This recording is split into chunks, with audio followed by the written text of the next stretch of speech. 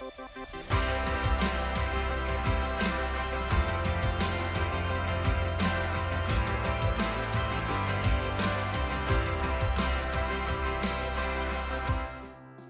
back to the Masterclass for building C3 culture into your church. C3 culture has, its roots in great leadership, right? So, Yes. So Simon, and I'd love everybody to weigh in on this. Like, I hear so many people talk about, the core team in the early days, and how you all were such good friends and hung out and did things together.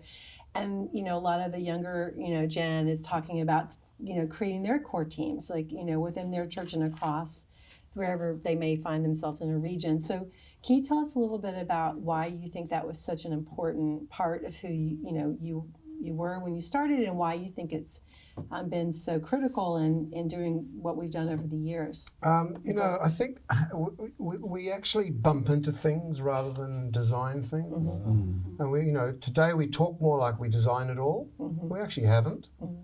We've sort of bumped into. So I think part of it was that we were the only available family to each other. Mm-hmm. Wow. We didn't have anybody else. Both Phil and Chris's and my families all lived in another country. Yeah. So in one sense, you're thrown together and you have to do it. But I think the other thing too is we all liked each other, which made life very easy. Yeah. So we had holidays, family holidays with Phil and Chris for years. And then when they sort of diversified a little bit with their holidays, then we holidayed with Gordon and Joe Moore for 15 years. So we actually like each other.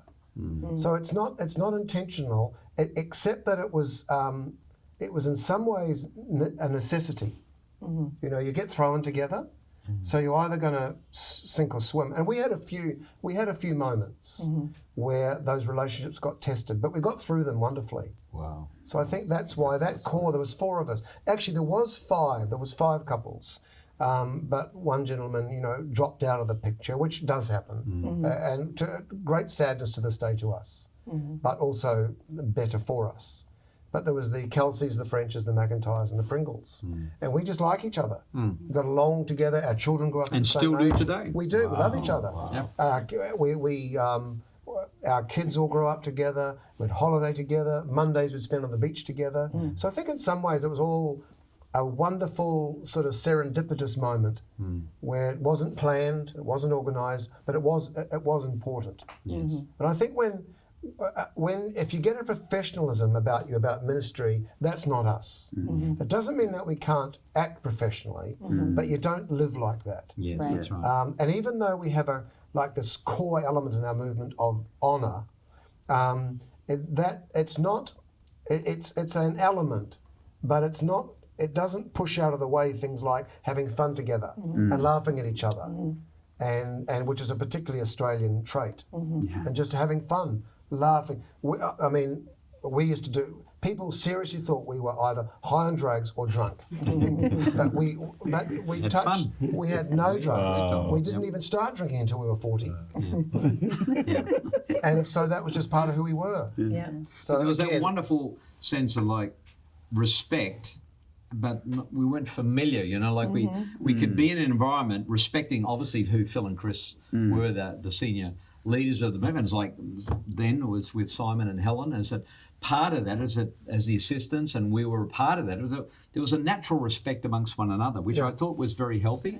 But I think the respect was built on relationship and also the reality. I think you mentioned that before. We were real, but in there we knew how to not treat each other, but actually show, I think, the correctness of what kingdom's all about. Yeah, and there was nothing ever funky in our relationships. No. Which was wonderful and remarkable. Yeah, and we'd lean on one another Yep.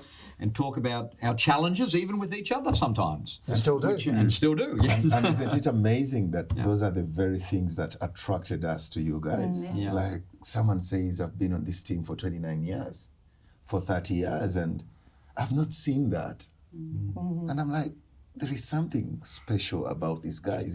If Simon, with his capacity, can follow his friend as his leader for this long period, there must be something. There must be God, and there must be oil on this movement. Yes, and like correct. we're attracted to this. And there is an oil on it. I think there was a God. Well, there is, and there was. Yeah, very much a God thing upon the relationships and the uniqueness of our individuality. and our styles and our giftings and our skill sets were all remarkably different, but also very cohesive, and there was a real strength in that on the basis. I think one of the other things too is that we've always specialised in the celebration of humanity. Yeah. Rather than the celebration of some sort of spurious spirituality, which is, quite common amongst some groups, where, you just have to look a certain part.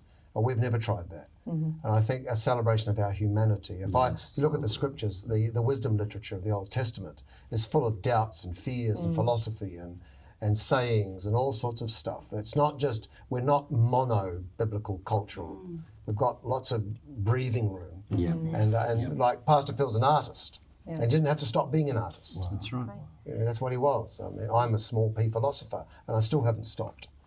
But it's the authenticity of it, isn't it? Yeah, Because just that we're who we are. You are allowed to be. We didn't expel our humanity in the pursuit of a spirituality. So And actually, I think N.T. Wright, the great British theologian, talks about coming into Christ. We become more human than ever, rather than less. And that authenticity is so attractive, isn't it? Because for us to pretend like we've got it all together or we are superhuman. You don't. No, I'm sorry. Shocked, Gosia. Utterly shocked. I rock every so often. But it's just being authentic, because us acting superhuman, that's not going to encourage anybody, does it? No. So actually saying, I've been through this situation and this is how God has helped me, and I'm human, I make mistakes. But I'm still on the journey with God. I think that encourages people much more It does. than somebody who comes and says, "Oh, this is what you have to do," and I've got it all sorted. And tell you what, my wife was like, couples, man Yes. and woman, these people working together, like the message. And she's like, Rock, we will never leave C3. So for Africa, it's good for the girls. They're like, if we are C3, this culture, you will keep me. So she's like, we have to be in this thing. We love this thing. I think, and also too, we've been like, husbands and wives are a team. The old way was like, you'd get the old newsletter on a Sunday and had the senior pastor and the associate and then the pastors, no wives.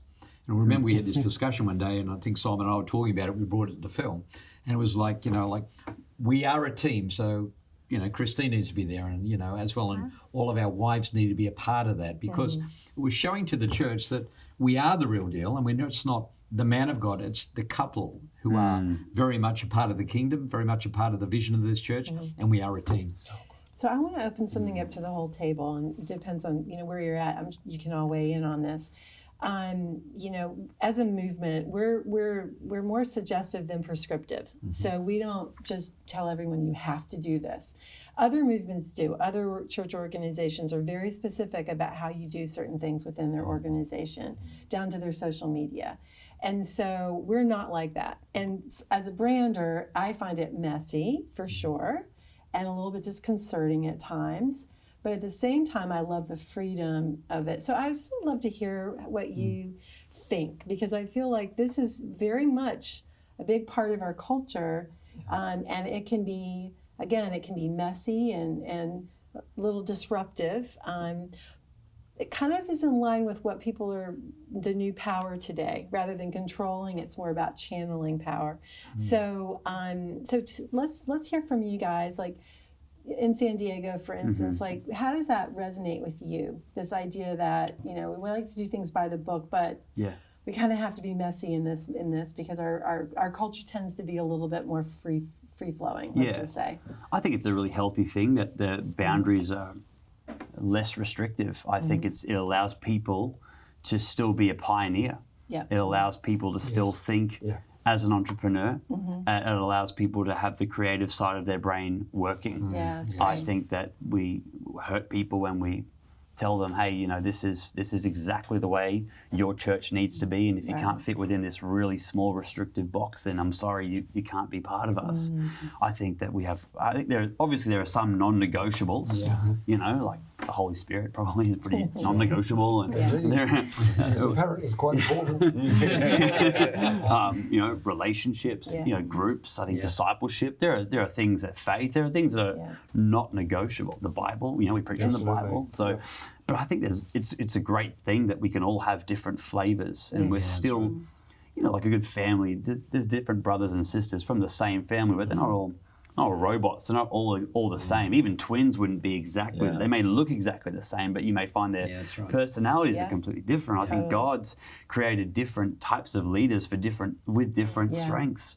And I think if we were to say to somebody, well, you've got to be strong in this area in order to be successful, that'll be to the person's detriment and to the church's detriment. And to their families. And to their families' detriment. Absolutely. So very good. But I love the way our culture is with a wider boundary on that. And I think that really allows more people to think, I could fit in here. I don't have to be in a special box. I don't have to be a certain robotic way in order to flourish and still be who God made me to be uniquely. I think if we can maintain this thought too, is that, and it's part of us, we're a family, not a corporation. Yes. Wow. And I think that a family's messy. There's always a mad uncle. And sort of like a divorce in the corner. So that's a family. It's messy. And if we, you cannot look at the scriptures and constitute the church as a corporation. It's a body, it's a family. It's messy, it's connective. And I think that if we try to do away with the messiness, we will destroy the family. So I would fight with all I can for our movement to remain as a family. And that means that not everything is going to pan out like Papa wants. Yes, that's right. And and us older guys, I would like certain things done, but I'm not going to lose my energy or sleep on what may be peripheral matters or something important to somebody else, but it won't destroy us. So if we can be messy, that's right. if we're not messy, we will have to go up into a policy-driven, constitutionally driven organisation, and to me that would be a death knell on our movement. And that goes against even what Phil's leadership style is, isn't it? Because he's a very pioneer. gracious. He's a very gracious leader in there, and I think graciousness is definitely huge. Can create a lot of mess because you're not necessarily putting everything in boxes and correctly adjusting it, but. The reality is, I think that's a wonderful part of our movement as well, that Phil and Chris both exhibit and often too the greater body within the movement. By nature, they're not controlling. Yeah, that's right. By nature, they're releasing. Yes. Yeah. And so true. And I think when they are not that, they're not themselves. Yes. They are releasing people. And they let people go, and they let people fail.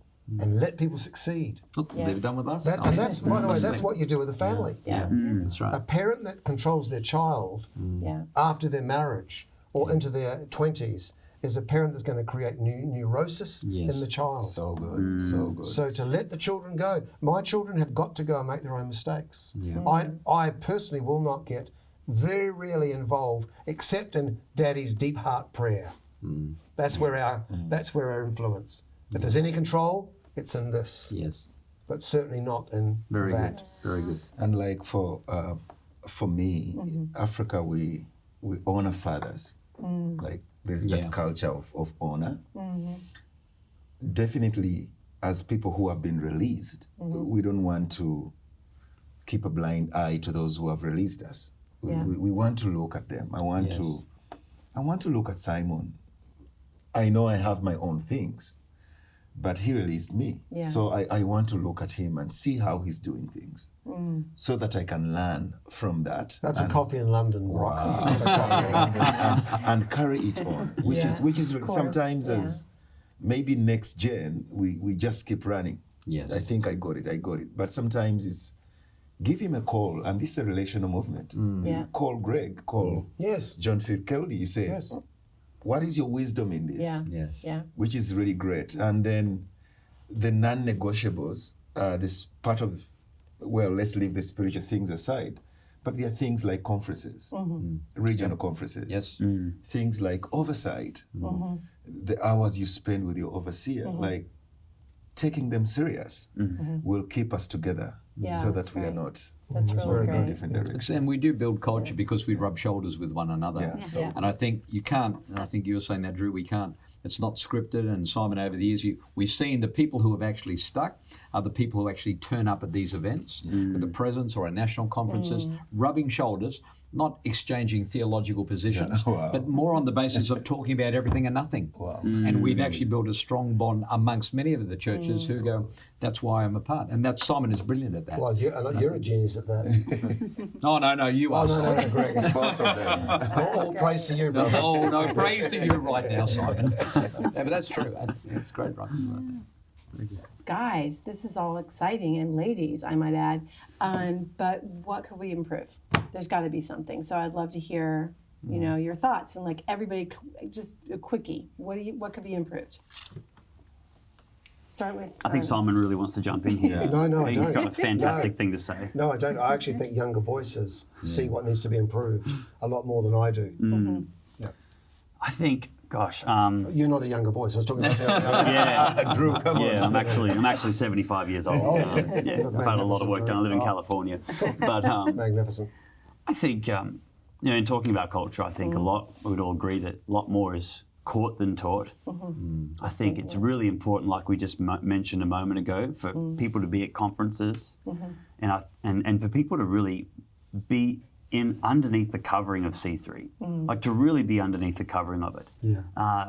And whatever that looks like for whoever you may be. Yes. If you're a Connect Group leader, it might be your Connect Group coach, or if you're a campus pastor, it might be your senior pastor, or if you're a senior pastor, it could be your regional oversight or whatever it may be. But I think that as we move forward, it's really important, the culture in the hub of it all, in Pastor Phil and Chris's heart is the only way for that to trickle down is to make sure you're underneath the covering of who essentially is, for lack of a better term, above you, but allowing that to position yourself right. I think if you're positioned right, you don't have to be as smart as the guy that's positioned wrong. You could be half as smart, half as talented, but you'll actually catch it. I really believe in that, being underneath the covering of whoever's above you and allowing it just positionally just to flow into you. I think that's something that could be possibly improved, but I think that's something that I always check myself on. I think we could all check ourselves on that to some degree, right? Sure. Absolutely. Yeah, totally. Gosia, what do you think? I think it's a very difficult question because, as we heard, the culture develops really naturally. So it wasn't something that the original fathers of the church came up with, or this is who we are. It flown from Pastor Chris and Pastor Phil's heart, and it created this, beautiful family. So I think, in a sense, we probably need to make sure that we carry on the culture that's there, which is really good. Yes. I wouldn't. Not a lot of improvement And there. making sure that we making sure that we don't compromise on the culture, making sure that we know who we are and we also know who we are not. So just That's good. because whatever you tolerate, it will it will create subcultures within. So I think it's just being wise with what we allow. That's good. And we don't really want to create subcultures in some Exactly. ways, because that then moves away from the original core values of what culture is for C3. Totally. Rock, what do you think we can improve? I think what we should improve is maybe on our branding, really celebrate one C3 Rock. Oh, sorry. wow. Like, Hope City is not just running as Hope City. C3 San Diego is not just running. As we run as San Diego, we should know that we are part of Hope City. Like improving that. Maybe if San Diego brought out an album, like music, and then Oxford Falls has an album, just singing a song from Oxford Falls and marketing that, feeling good about it. Yes. Brings the sense of family. Like people know he's not alone. We are part of the family. Sure, So celebrating one another is really great. Sometimes we are like Pastor Phil, which is good. Yes. Oxford Falls, which is good. But what of something from C3 Sheffield? Yes. What of something from C3 San Diego? If we can celebrate all that as a family. Widening our ability to celebrate, So I think, good. and not just maybe a numerical or an event. It's just like the people, because generally speaking, our movement is hundreds of smaller churches. So what can we find within the smaller churches to celebrate so they feel still part of the family as we continue to grow? So good. That's great. I can think of one quick thought. Okay. I think we need to always be improving the constant drift to the dislocation of isolation. Somehow work out ways, means, methods. Very good. That's really good. Meeting something to try to, because we all drift. And what I find when I drift, I start thinking things about other people that are not true. And because you're not around the familiarity of their voice. Yes. What they're doing, what are they doing, what are they saying, because you're not there. So that's not possible to do completely, but just to work against isolation. Wow. It's too dangerous. And that's intentional connection, isn't it? It's a natural drift in us, especially men. Yes. Very good. Very good, guys. That's brilliant. All right. Well, thank you so much for being part of this incredible Thank you, Valerie. masterclass. Thank you, Val. Love it. I'm quite attracted Thanks, to you. Val. I find you very attractive. Yes, I'm glad we met. Wonderful. Yes. Thank you. Very good.